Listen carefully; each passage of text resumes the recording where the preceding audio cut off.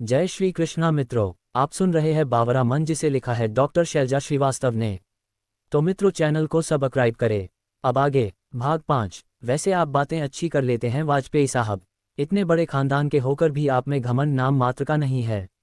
अभिमान बोला, घमंड तो तब होगा ना जब खुद कुछ करूंगा। ये जो कुछ भी है मेरी अम्मा जी का बनाया हुआ है और मैं उनकी बनाई इस कंपनी को संभालने की कोशिश कर रहा हूँ। यहाँ पर मेरा सिर्फ इतना ही योगदान है कि कॉलेज खत्म होने के बाद पिछले 3 महीने से ऑफिस देख रहा हूँ, जो कि अब आज से आपको संभालना है। मुझे आपके अंडर काम करके बड़ी खुशी होगी, श्रेयांश ने सादगी से कहा। अंडर नहीं, हम दोनों साथ काम करेंगे, क्योंकि मैं ऐसा बिल्कुल भी नहीं मानता। वैसे भी हमारे पेरेंट्स दोस्त हैं, रिश्तेदार हैं, तो हम भी दोस्त बनकर रह सकते हैं। ना कोई जूनियर ना कोई सीनियर, हम दोनों ही इस कंपनी के बराबर के मालिक और बराबर के हिस्सेदार भी। अभिमान ने श्रेयांश के कंधे को थपक के कहा। श्रेयांश के चेहरे पर एक प्यारी मुस्कान आ गई। वाकई में अभिमान, कुछ तो खास है आप में, तभी अम्मा जी ने आपकी इतनी तारीफ की थी। श्रेयांश खुद से बोला और अभिमान को लेकर उसके कैबिन तरफ चल दिया। अभिमान को उसका कैबिन दिखाकर श्रेय ने उसे अनुज से मिलवाया।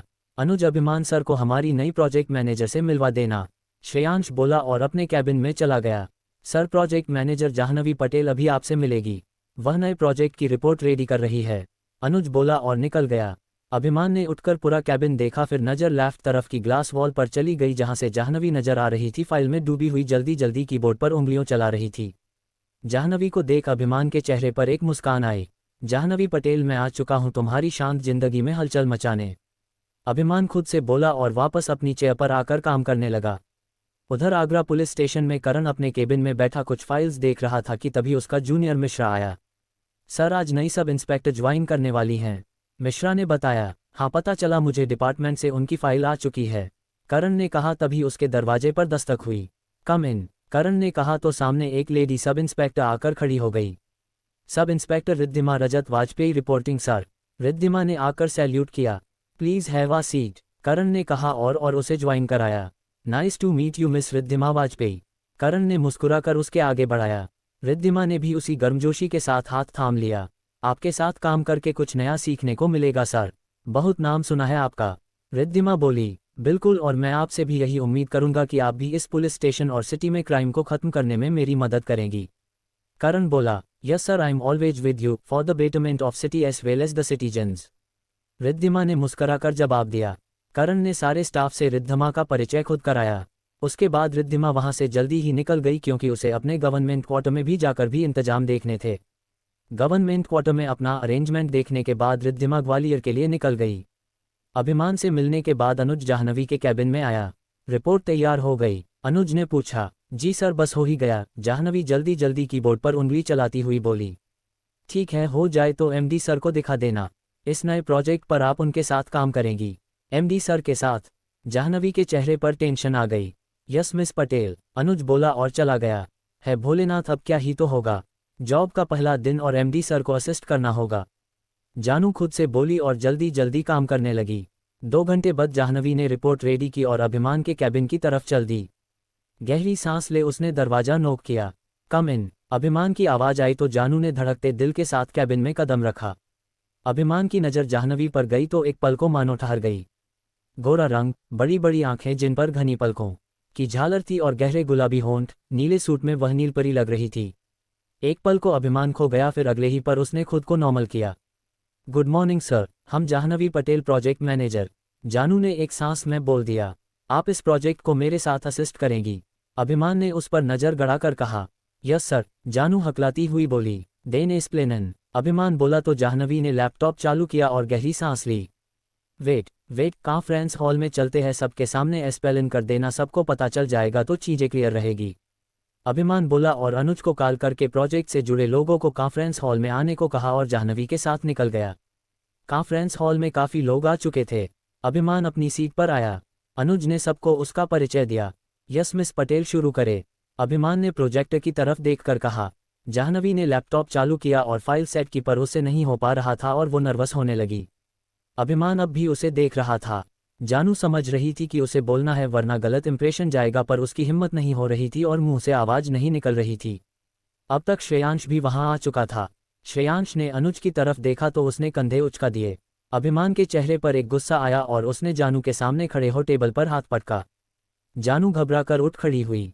आपको कुछ समझ में आ रहा है या बस यूं ही लैपटॉप में आंखें गड़ाए बैठी हो? अभिमान गुस्से से बोला। जाह्नवी को समझ नहीं आ रहा था कि वह क्या जवाब दें। Go there and explain right now. Abhimaan ने प्रोजेक्टर की तरफ इशारा किया। हम वह जाह्नवी बोली और उसकी आंखों में आंसू भर आए। वह भरी आंखों से अभिमान की तरफ देख रही थी। उसे कुछ समझ नहीं आ रहा था कि वह अभिमान को कैसे एक्सप्लेन करें। हालांकि उसे सब समझ आ गया था, पर उसे यूं सबके सामने बोलते नहीं बन रहा था। पहला दिन था और वो नर्वस हो गई थी। अभिमान मानो उन समुद्र सी भरी आंखों में डूब गया, लेकिन तुरंत होश में आ गया। स्पीक अप, अभिमान जोर से बोला तो जानू की आंखों में रुके आंसू उसके गालों पर बहने लगे। बाकी का स्टाफ उसे यूं देखकर दबी आवाज में हंसने लगे तो अभिमान के चेहरे पर गुस्से के भाव आ गए। साइलेंस, अभिमान तेज आवाज में बोला तो सब शांत हो गए। यहाँ पर क्या कोई मजाक चल रहा है? आप लोगों को समझ में नहीं आता? आप लोग इतनी बड़ी कंपनी में जॉब कर रहे हो, कोई बच्चे नहीं हो आप। आपकी कलीग को प्रेजेंटेशन देते नहीं बन रहा, वह नर्वस हो रही है, उसके आंसू निकल रहे हैं और आप उसका मजाक बना रहे हो। शर्म आनी चाहिए आप लोगों को। उसे मोटिवेट करना चाहिए, ना कि उसका मजाक बनाकर डेमोरलाइज। अभिमान ने गंभीरता से कहा और टेबल से गिलास उठाकर जानू के सामने कर दिया। जानू ने एक घूंट में पूरा पानी पी लिया। फील बेटर ना, अभिमान बोला तो जानू ने गर्दन हिला दी। घबराने की जरूरत नहीं है, यहाँ जो भी है सब आपकी ही हमउम्र हैं और आपके बराबर योग्यता रखने वाले। अगर आपको समझ आ रहा है तो आप एक्सप्लेन कर सकती हैं, अगर नहीं हो रहा है तो कोई बात नहीं, नेक्स्ट टाइम कोशिश करिएगा। अभिमान ने बहुत ही पोलाइटली कहा तो जानू नॉर्मल हो गई। उसने एक नज़र अभिमान की तरफ देखा जो उसे ही देख रहा था। हम कोशिश करते ही, जानू बोली और फिर प्रोजेक्ट की तरफ बढ़ गई। उसने एक पल के लिए अपनी आंखें बंद की और फिर बिना किसी की तरफ देखे उसने वर्ड टू वर्ड समझा दिया। हॉल में एकदम शांति थी। वेरी गुड, अभिमान की आवाज़ आई तो जाह्नवी ने उसकी तरफ देखा। अभिमान के चेहरे पर एक खूबसूरत सी मुस्कान थी। जानू ने अब जाकर उसको ध्यान से देखा था। लंबा स्मार्ट ब्लैक कलर का सूट पहने, बालों को ऊपर की तरफ सेट किए, वो बहुत ही हैंडसम लग रहा था। थैंक यू सर, आप बिल्कुल हमारे दादा के जैसे हो। दादा के बाद सिर्फ आप ही हो जिसने हमें समझने की कोशिश की और हौसला बढ़ाया, वरना हर कोई सिर्फ मजाक उड़ाता है हमारा और मुझे नीचा दिखाने की कोशिश करता है। जानू ने मन ही मन कहा और फिर वह अपनी चाय की तरफ बढ़ गई। प्रोजेक्ट पर डिस्कस के बाद सब अपने अपने काम पर लग गए। जानू के दिल पर अभिमान की एक पॉजिटिव और अच्छी छवि बन चुकी थी। श्रेयांश और दिया के बाद आज उसने अभिमान को भी जाना था और अब उसको जानने की इच्छा और ज़्यादा हो रही थी। लौटते समय श्रेयांश ने दिया और जाह्नवी को हॉस्टल छोड़ा और फिर ग्वालियर निकल गया। कैसा रहा तुम्हारा पहला दिन? दिया ने बिस्तर पर गिरते हुए कहा। अच्छा रहा, जानू बोली और उसने फिर सारी बात बता दी। चलो अच्छा है, अच्छा इंसान है मिस्टर अभिमान, वरना कई बार कुछ बॉस इतने खड़ूस होते हैं कि वह बेइज्जती कर देते हैं और फिर हमारा कॉन्फिडेंस लेवल उठ ही नहीं पाता। दिया बोली, तुम्हारे फर्स्ट डे ऑफिस में एक अच्छे इंसान से मुलाकात हुई। दिया ने कहा तो एक पल को जानू की आंखों के आगे अभीम का चेहरा आकर घूम गया और उसके चेहरे पर हल्की सी मुस्कुराहट आ गई। थोड़ी देर आराम करने के बाद दोनों ने मेस में जाकर डिनर किया और फिर सो गई। अभिमान अपने फ्लैट पर पहुंचा और अपने जिम में जाकर एक्सरसाइज करने लगा। एक्सरसाइज करके जब वह थक गया तो अपने कमरे में आया और बिस्तर पर गिर गया। आंखों के आगे जानू का मासूम चेहरा और झील सी भरी हुई आंखें आ गई। अभिमान ने झट से आंखों को खोल दी। तभी उसके फ़ोन पर किसी का फ़ोन आने लगा। अभिमान ने फ़ोन उठाया। सामने से एक औरत की आवाज़ आई। जी दाइमा, मिल लिया आज उससे? अभिमान बोला। कुछ देर बात करके उसने फ़ोन डिस्कनेक्ट कर दिया और वापस से आंखों को बंद कर ली और बंद आंखों के आगे फिर से जाह्नवी मुस्करा उठी। उधर श्रेय मुरैना से घर वापस आ चुका था और इस समय घर में अफरा तफरी मची हुई थी। सारे लोग जल्दी जल्दी तैयारी में लगे हुए थे। जल्दी से करो सब, वो बस आती ही होगी। अंबिका ने कहा। थोड़ा आराम कर लो, क्यों परेशान हो? बेटी ही तो घर आ रही है, ऐसा भी क्या हो गया? अमृता ने अंबिका को परेशान देखकर कहा। आप नहीं समझोगे भाभी, कितने दिनों बाद आ रही है रिद्धिमा। पहले तैयारी, उसके बाद ट्रेनिंग और आज ज्वाइन करने के बाद घर आ रही है। अंबिका बोली। अम्मा जी, दीदी सिर्फ हम सब से मिलने के लिए आ रही है, वह सब नहीं देखने वाली। आपने क्या क्या किया है? श्रेयांश अंबिका को सोफे पर बिठाकर बोला। तुम चुप करो, वह घर की सबसे बड़ी बेटी है, उसके लिए तो हर इंतजाम खास होने चाहिए ना। अंबिका फिर उठकर खड़ी हो गई। रिद्धिमा की तो घर वापसी हो गई, अब उसका वनवास कब खत्म होगा? अमृता ने अंबिका की आंखों में झांक कर कहा। राम जी का वनवास तो रावण के अंत के बाद ही खत्म होगा ना भाभी, उससे पहले कैसे हो सकता है? अंबिका ने शांत लहजे में जवाब दिया। खुद को क्यों इतना कठोर कर लिया है तुमने? अमृता बोली। अगर मैं नर्म पड़ गई तो उस आग को ठंडक कैसे मिलेगी जो सालों से सीने में धधक रही है? अंबिका बोली। तुम्हारा जी नहीं करता उसे देखने का? अमृता बोली। कभी कभी कुछ निर्णय दिल पर पत्थर रखकर करने पड़ते हैं भाभी, अंबिका बोली और फिर दरवाजे की तरफ देखने लगी। दाई माँ, आज आपकी बच्ची आ रही है, सबसे पहले आपको दाई माँ बनाने वाली।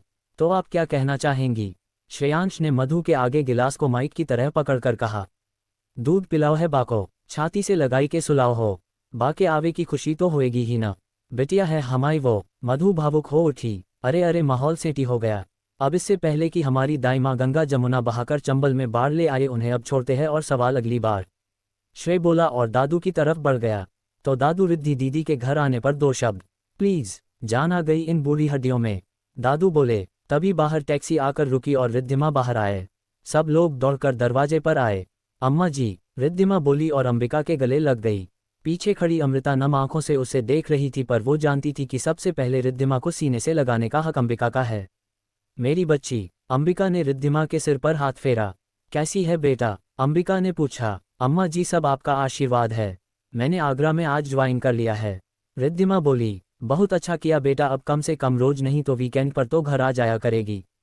अंबिका खुश होकर बोली। हाँ अम्मा जी, क्यों नहीं, बिल्कुल आ जाऊंगी। आप इतना परेशान क्यों होती हो मुझे लेकर?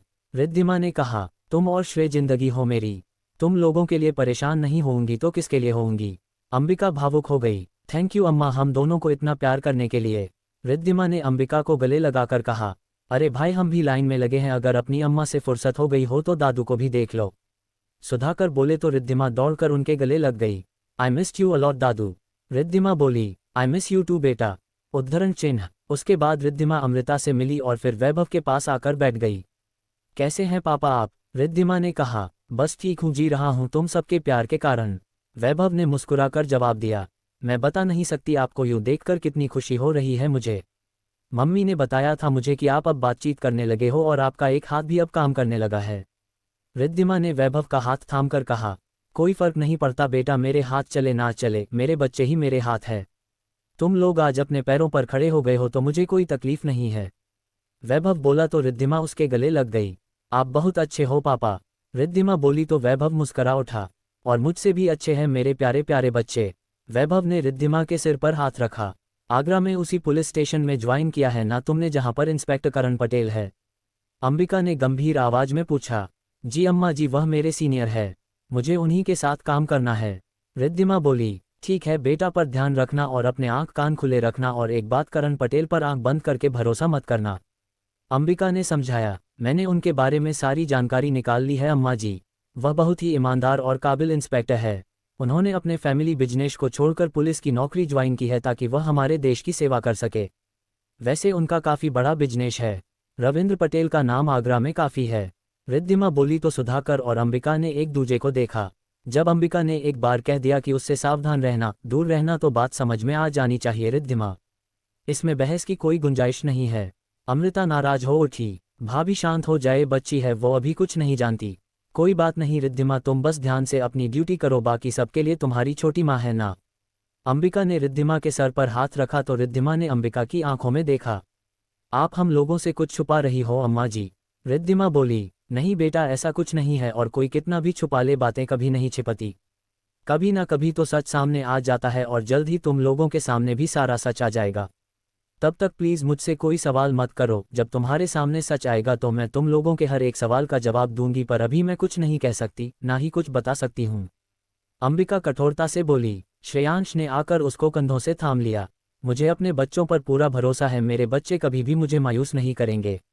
अंबिका बोली तो श्रेयांश और रिद्धिमा ने उसके दोनों हाथ थाम लिए। आप हम लोगों से कुछ छुपा रही हो अम्मा जी? रिद्धिमा खुद से बोली, पर सामने खामोश रही। बाकी सब लोग रिद्धिमा के साथ बैठकर बात करते रहे। थोड़ी देर में रिद्धिमा अमृता के साथ कमरे में थी। मम्मी, अब तो मैं बड़ी हो गई हूँ, अब तो प्लीज़ मुझे सच बताइए, रिद्धिमा ने अमृता का हाथ थाम के कहा। कौन सा सच? अमृता बोली। हमारा सच, क्या हुआ था सालों पहले लखनऊ में कि हम फिर कभी वहां नहीं गए। पापा की डेथ का सच, सुजॉय चाचू का सच, और मुन्ना। रिद्धिमा बोली। सब उस दिन उस आग में जल गए थे। अमृता बोली। झूठ मम्मी, मुन्ना उस दिन लखनऊ में नहीं था, वो भी दादू के साथ भोपाल था। रेयांश को देखने आया था, फिर वो कहाँ है मम्मी? क्यों नहीं है इस घर में? रिद्धिमा बोली। प्लीज़ रिद्धिमा, भूल जाओ ना। अमृता दुखी होकर बोली। नहीं भूल सकती, वो भाई है मेरा। रिद्धिमा भी दुखी हो गई। दरवाजे पर खड़ी अंबिका सब सुन रही थी। इस घर में सिर्फ 2 बच्चे हैं, श्रेयांश वाजपेयी और रिद्धिमा वाजपेयी। अंबिका कठोरता से बोली। रिद्धिमा और अमृता ने उसकी तरफ देखा। और अब गलती से भी इस घर में दोबारा मुन्ना का जिक्र न हो, अंबिका बोली और जाने लगी। सॉरी अम्मा। रिद्धिया ने अंबिका को गले लगा लिया। आगे से ध्यान रहे, इस घर में सिर्फ 2 बच्चे हैं।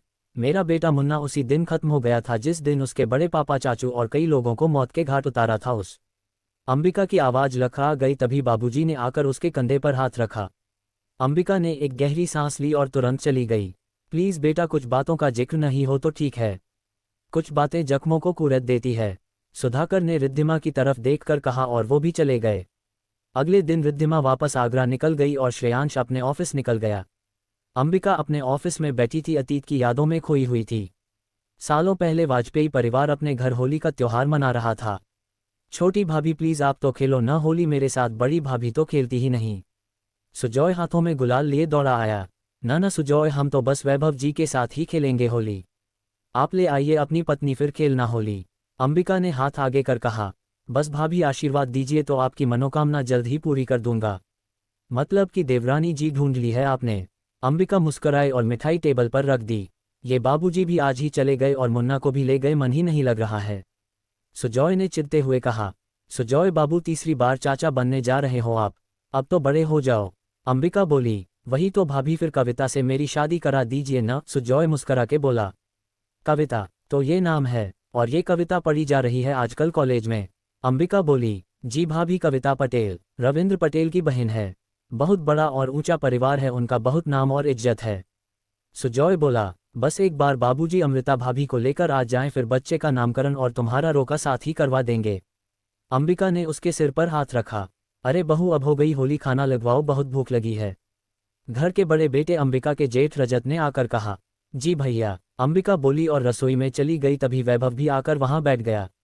भूख लगी है, खाना दो भाभी, जल्दी खाना दो, सुजॉय मस्ती करता प्लेट को चम्मच से बजाते हुआ बोला। बस कर सुजॉय, अभी तो भाभी से कह रहा था मेरी शादी करा दो और अब बच्चों जैसा चिल्लाने लगा। वैभव ने सुजॉय के सिर पर थपकी मारी। तभी वहां घर की सिक्योरिटी देखने वाले तेजा का बड़ा भाई मनोज आया। मनोज भैया, हमारे अर्जुन को नहीं लाए? सुजॉय ने पूछा। अर्जुन अभी तेजा के साथ आ रहा है, मनोज ने कहा और उन तीनों के साथ बैठ गया। अंबिका किचन में खाना गर्म करवा ही रही थी कि उसके कानों में गोलियां चलने की आवाज आई।